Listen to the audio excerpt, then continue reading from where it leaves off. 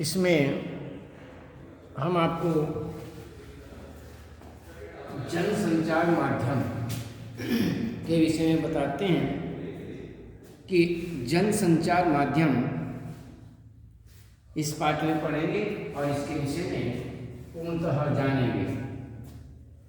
यहाँ पर संचार के अंतर्गत संचार की परिभाषा और उसका महत्व, संचार क्या है, संचार के तत्व क्या हैं, संचार के प्रकारों के विषय में, जनसंचार की क्या क्या विशेषताएं हैं, संचार के कार्य, संचार के कौन कौन से कार्य हैं, भारत के जनसंचार माध्यमों का विकास और जनसंचार माध्यमों का प्रभाव। इस प्रकार यहाँ पर हम जनसंचार इसको हम जानते हैं। जनसंचार ये संचार क्या है? वैसे मानव सभ्यता के विकास के संचार की सबसे महत्वपूर्ण भूमिका रही है। संचार दो या दो से अधिक व्यक्तियों के बीच आपस में सूचनाओं, विचारों और भावनाओं का आदान प्रदान है। इस तरह संचार एक प्रक्रिया है जिसमें कई तत्व शामिल होते हैं। जनसंचार कई मामलों में संचार के अन्य रूपों से अलग माना जाता है। जनसंचार सूचना, शिक्षा और मनोरंजन के अलावा एजेंडा तय करने का काम भी करता है। भारत में जनसंचार के विभिन्न माध्यमों का प्रभाव बढ़ता जा रहा है। जनसंचार माध्यमों का लोगों पर सकारात्मक के साथ साथ में उनका जो सकारात्मक प्रभाव है, उस सकारात्मक प्रभाव के साथ साथ नकारात्मक प्रभाव भी पड़ता है। इन नकारात्मक प्रभावों के प्रति लोगों का सचेत होना बहुत जरूरी है। तो संचार क्या है, इसके विषय में बात करते हैं। संचार शब्द की उत्पत्ति चर धातु से हुई है, जिसका अर्थ है चलना, एक स्थान से दूसरे स्थान तक पहुंचना। टेलीफोन के तार या बेतार के जरिए मौखिक या लिखित संदेश को एक जगह से दूसरी जगह भेजने को भी संचार ही कहा जाता है। उसे भी हम संचार ही कहते हैं। तो यहाँ जिस संचार की बात हम कर रहे हैं, उससे हमारा तात्पर्य दो या दो से अधिक व्यक्तियों के बीच सूचनाओं, विचारों और भावनाओं का जो आदान प्रदान है, उससे। एक संचार शास्त्री विल्बर सेन के अनुसार यदि हम देखें तो संचार अनुभवों की साझेदारी है। कहते हैं संचार जो है, जो अनुभव हैं हमारे, वह संचार अनुभवों की जो साझेदारी है उसे कहते हैं। तो इस प्रकार एक दूसरे से संचार करते हुए, एक दूसरे से आदान प्रदान करते हुए हम अपने अनुभवों को ही एक दूसरे से बांटते हैं। संचार सिर्फ दो व्यक्तियों का एक सीमित परिघटना नहीं है। व्यक्तियों तक सीमित परिघटना नहीं मानी जाती है।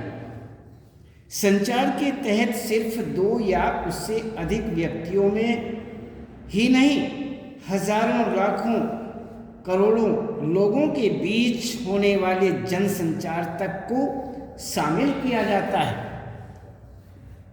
इस प्रकार सूचनाओं, विचारों और भावनाओं को लिखित, मौखिक या दृश्य श्रव्य माध्यमों के जरिए सफलतापूर्वक एक जगह से दूसरी जगह पहुंचाना ही संचार कहा जाता है।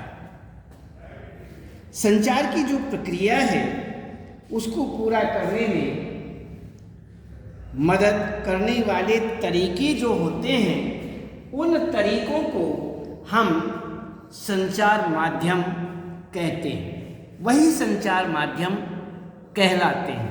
जो माध्यम हैं उनकी मदद करने वाले तरीके हैं, उन्हीं को हम संचार माध्यम कहते हैं।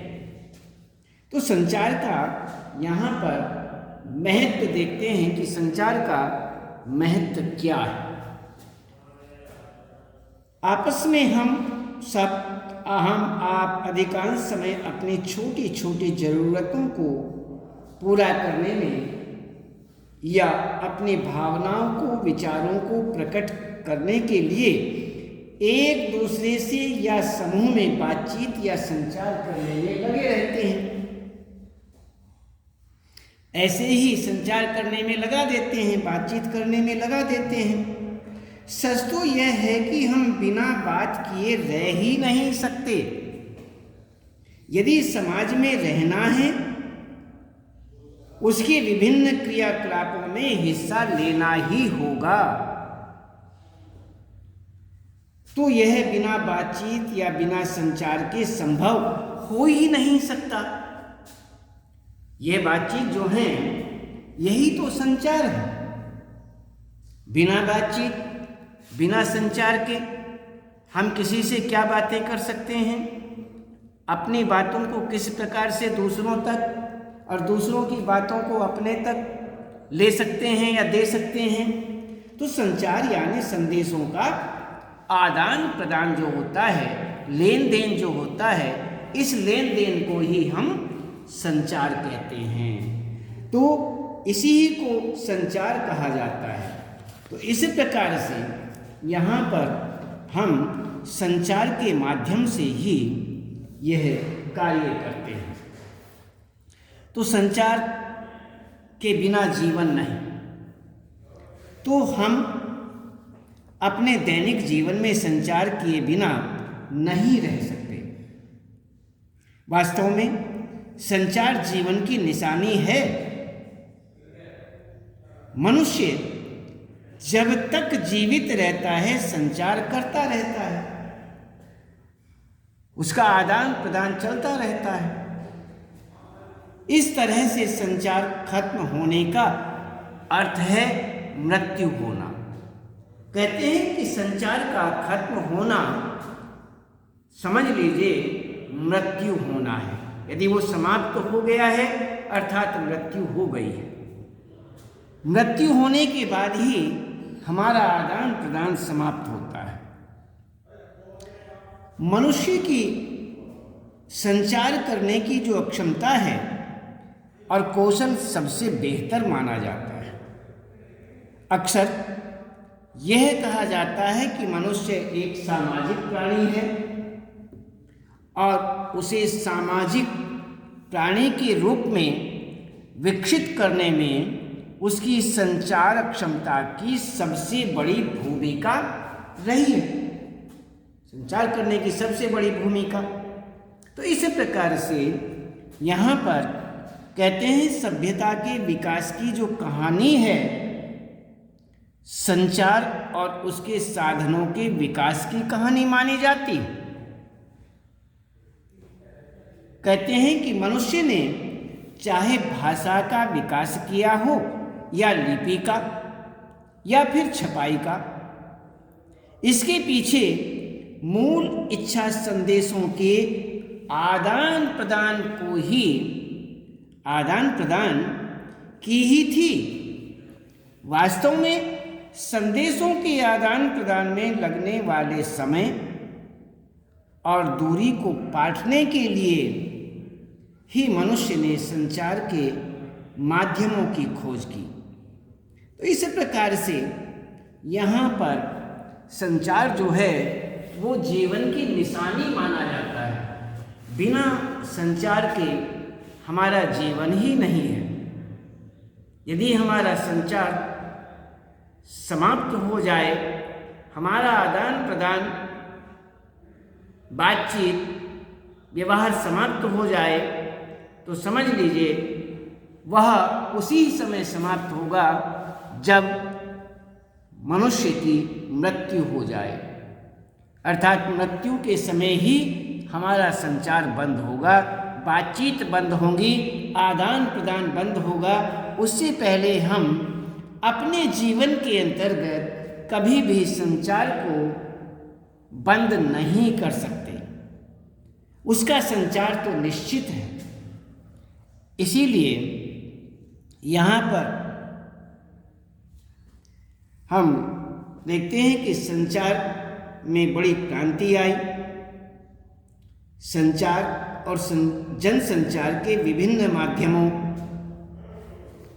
माध्यम अर्थात जैसे टेलीफोन, इंटरनेट, फैक्स, समाचार पत्र, रेडियो, टेलीविज़न और सिनेमा आदि के जरिए मनुष्य जो है वह संदेशों के आदान प्रदान में एक दूसरे के बीच की दूरी और समय को लगातार कम से कम करने की कोशिश कर रहा है।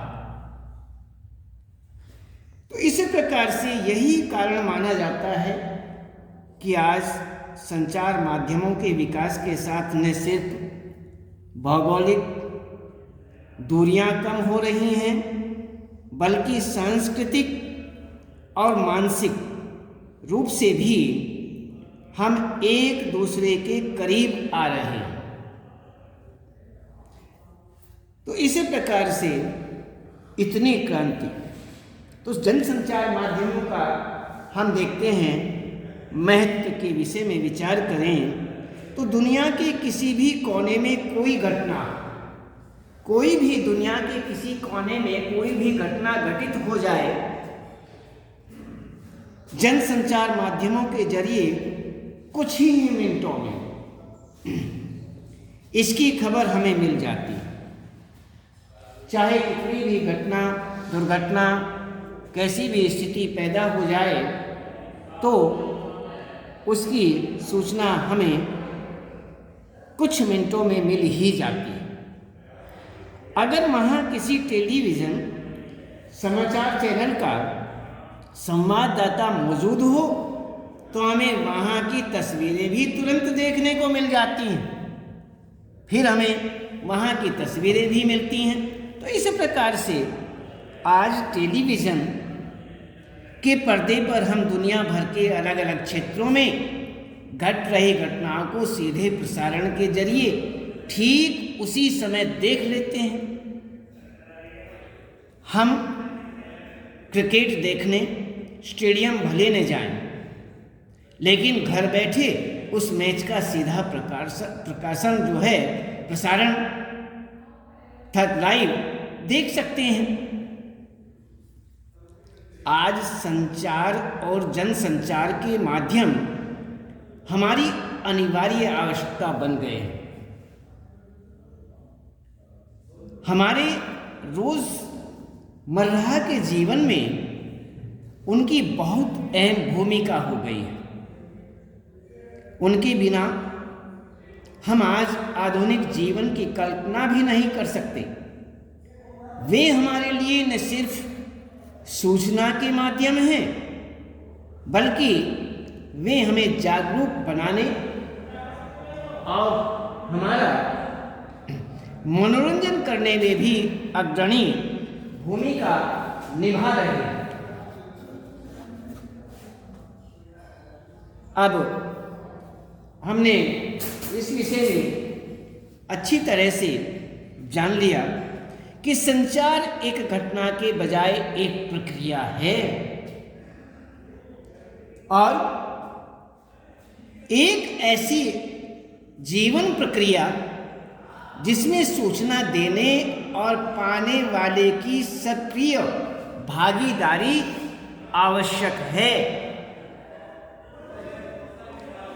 अगर दोनों में से कोई संचार के लिए अनिच्छुक है, दोनों में से संचार के लिए एक की भी इच्छा नहीं है, तो संचार प्रक्रिया का आगे बढ़ना बहुत मुश्किल है।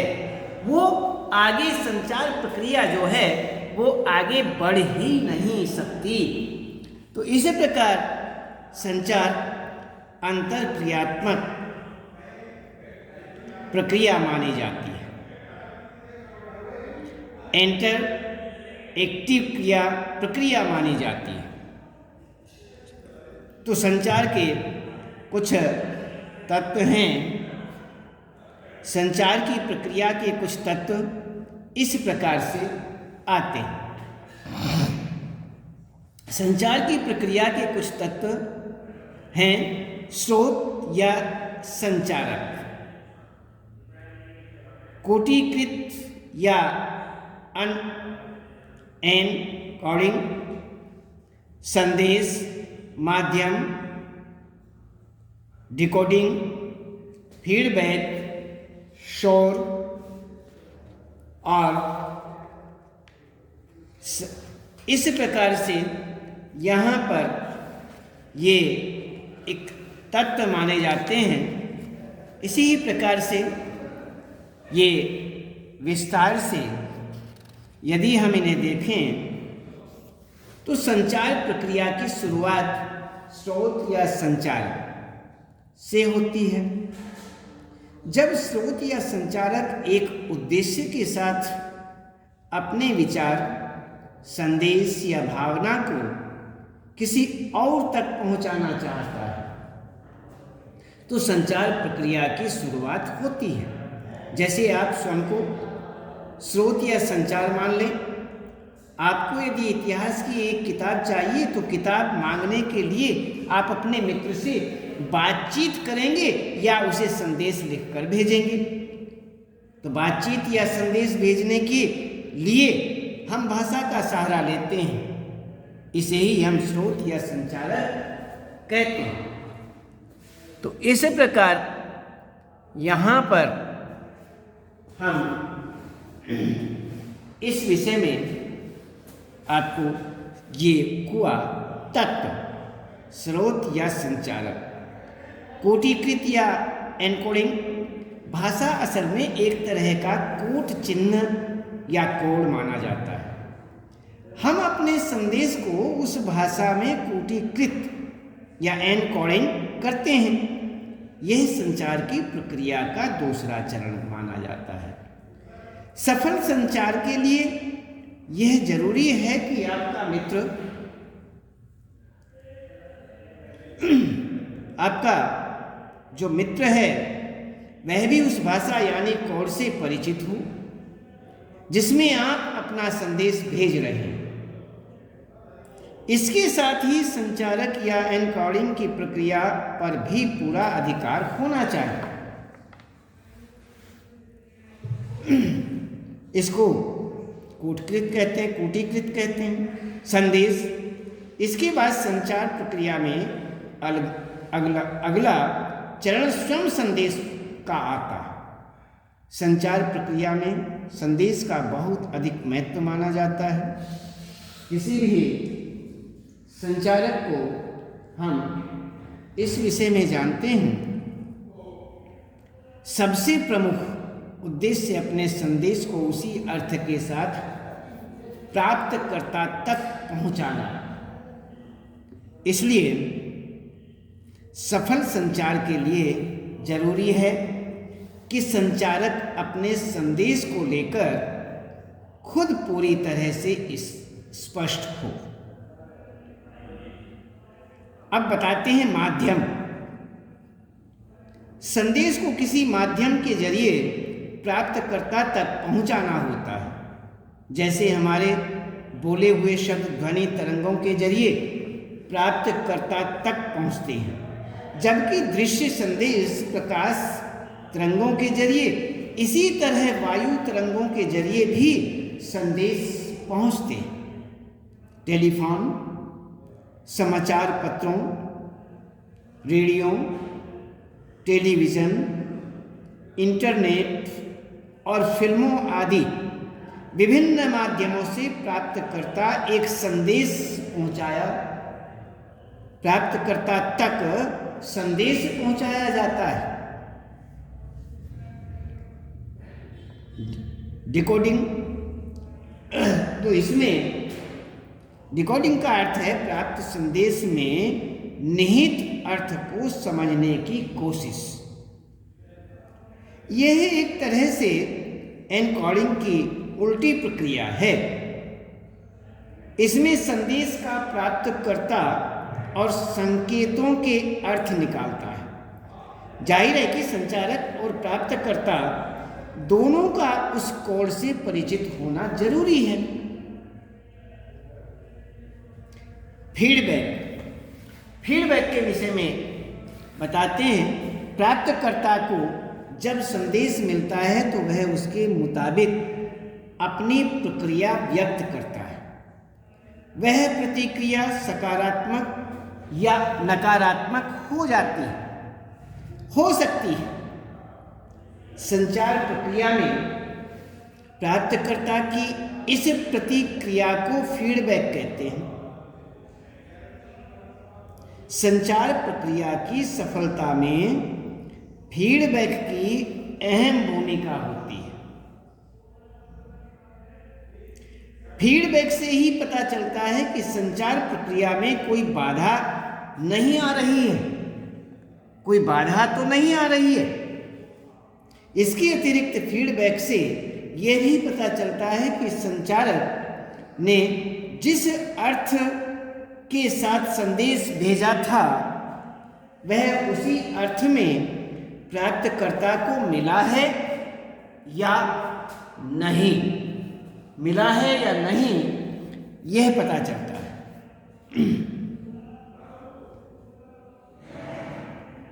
अब इसमें एक तत्व होता है शोर।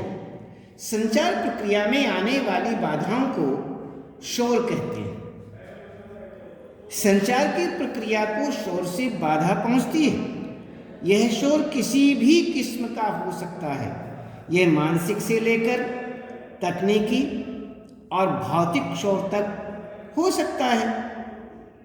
शोर के कारण संदेश अपने मूल रूप में प्राप्तकर्ता तक नहीं पहुंच पाता। फलतः संचार के लिए संचार प्रक्रिया से शोर को हटाना या कम करना बहुत ही आवश्यक होता है, बहुत आवश्यक होता है। तो इसी प्रकार से यहाँ पर हमने आपको तत्वों के विषय में बताया कि संचार माध्यम के कितने तत्व होते हैं और उन तत्वों का विस्तार से हमने संचार की जो प्रक्रिया है उसका हमने विस्तार से जाना, उनके विषय में अच्छी तरह से जाना। तो इस प्रकार हम आगे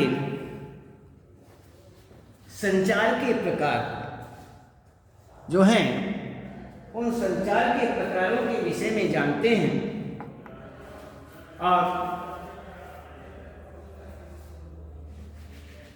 इस प्रकार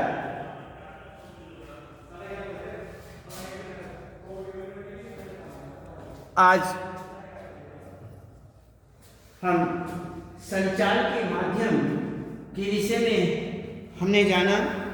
अब आगे हम आपको संचार के प्रकारों के विषय में बताएंगे कि संचार एक जटिल प्रक्रिया है। उसके कई रूप या प्रकार भी माने जाते हैं। संचार के विभिन्न रूप जो हैं या प्रकार एक दूसरे में भी काफ़ी घुले मिले होते हैं, उन्हें अलग अलग देखना काफ़ी मुश्किल माना जाता है। संचार के मुख्य रूप इस प्रकार होते हैं, निम्नलिखित माने जाते हैं, जैसे सांकेतिक संचार, मौखिक और अमौखिक संचार, अंतः व्यक्तिक संचार, अंतर्व्यक्तिक संचार, समूह संचार और जन संचार। ये हम विस्तार से आपको कल बताएंगे। आज केवल इतना ही।